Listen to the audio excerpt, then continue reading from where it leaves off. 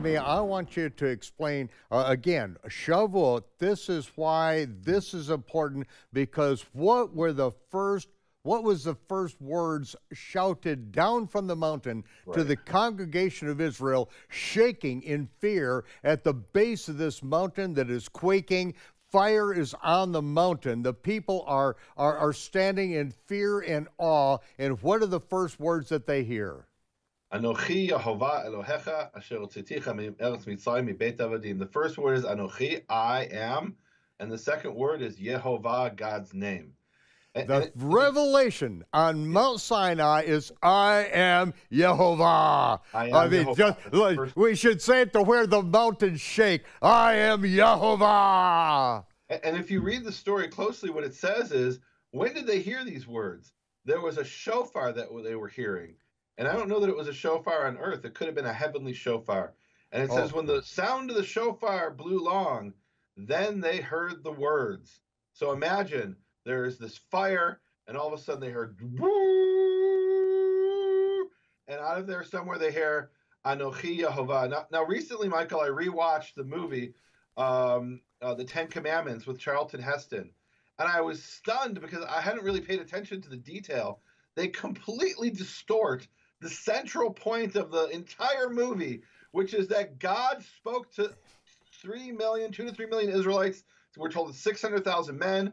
And then there's another, they say for every man, there was 4 or 5 women and children. So somewhere around 2 to 3 million people, God spoke to them directly. They heard his actual voice out of the fire. Anochi Yehovah, I am Yehovah. They heard those 10 commandments. And the way they portray it in the Ten Commandments movie with Heston is only Moses hears those, and then he goes and conveys them to the people. Well, that's the exact opposite of what it says. After hearing the 10 Commandments, the people say, okay, that's what it's like to hear God's voice directly. Now you go get the rest for us. And what's the rest?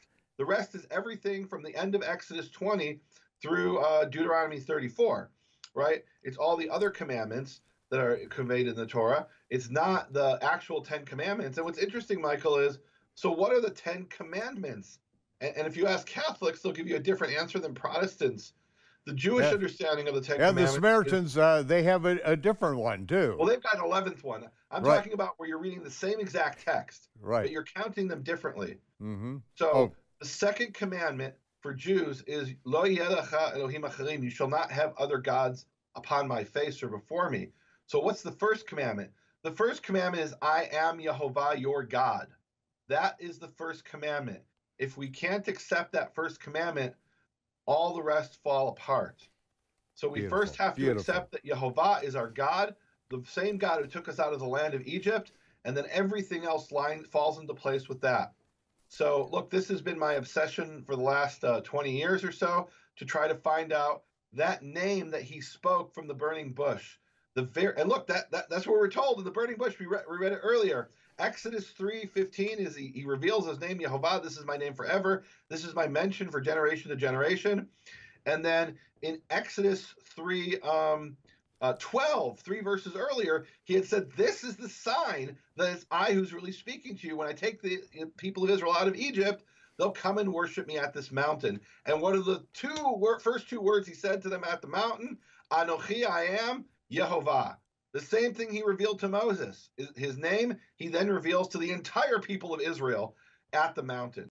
Shalom, Torah fans. Give this video a thumbs up and share it with a friend. Tap the subscription button and the bell icon.